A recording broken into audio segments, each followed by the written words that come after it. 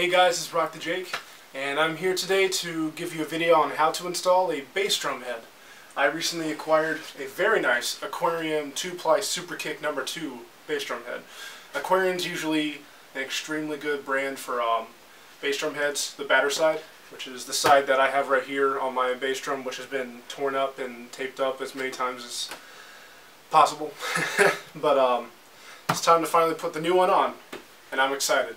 So here we go. Hey guys, just to preface this at first, I've had the new Aquarium head on for about a week, and I gotta say I really like the results I have. The Evans head that you're seeing here that I'm taking off, it's a good head. It's less expensive than the Aquarium, but if you want really good sound, you're gonna want to go with the Aquarium. Because with the Evans, I had to have 2 pillows in the bass drum, as you can see, because it helps deaden the boom and the big sound. And it had a really good sound with 2 pillows in it, but the fact that I needed 2 pillows in there to deaden it out, which pretty much filled the entire bass drum, you know, it says what it says about the Evans head. Whereas with the Aquarium, I only need 1 pillow in there, and with that, I sort of get a boom to it as well. But it's not a long-lasting boom, which I was not looking for. I didn't want a long boom like some sort of timpani. It's got a very good response. It's got a good kick to it. It bounces back very nice. And the boom actually makes it sound a little bit better. It sort of adds a little bit of volume to it. It doesn't make it a very tight, like, pop sound or anything. It makes it more like a pwah, but not a really long sounding one. It has a really good feel and it has a good sound to it. So basically, one of the things you want to remember for taking off drum heads, not just bass drum, but any sort of drum head, is when you're taking it off, you don't necessarily have to worry about doing it a certain way because you're just taking it off. The way you usually put on a drum head, whether it's a bass drum or a snare drum or whatever, is you want to do a sort of vertical method. If you start at the top right nut on the drum head, then you want to, after you're done loosening it, you're going to want to go straight vertically across from it to the bottom left. So from top right to bottom left, because that helps keep things even across the board. It doesn't mess up anything when you're trying to remove things. And it's more so safety for the drum head. So yeah, when you're taking it off, you don't necessarily have to worry about doing that, but if you want to, it's perfectly fine. Nobody's saying not to. When you put on the head, first you want to make sure it's securely on.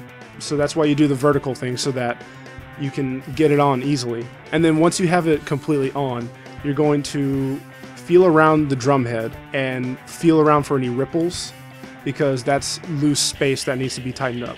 So you're going to take your drum key and you're going to tighten up that spot, but not too much, just enough to make the ripples go away. You're going to tap around the edge of the drums, specifically where the nuts are, because if one nut is higher pitched than the other, then that means you've got to do some fixing. But I suggest first tapping all the way around the drum head first, so you can get the general consensus of what most of the nuts sound like, as opposed to just like doing 1 then 2 and then trying to equal out that. Because if you have a more general sound of how it sounds after you've tightened everything down at first, it helps as a good indicator. And then basically after you're done tightening everything down, you're going to want to make sure that you haven't tightened it down too much, because if you tighten it down too much, it might lessen the life of your bass drum, because if it's too tight, there's a risk that it's going to be punctured easily because of just how thinly stretched it is. So it's a lot of customization on your part.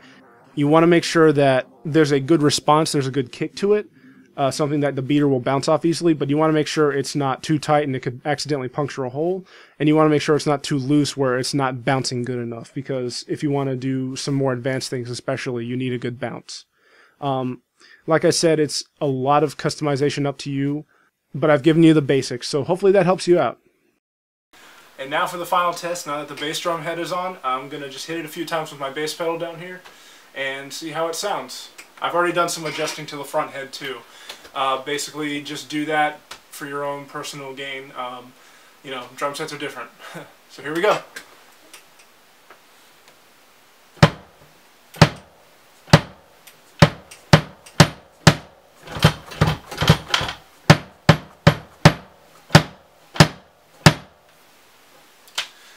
Sounds good to me.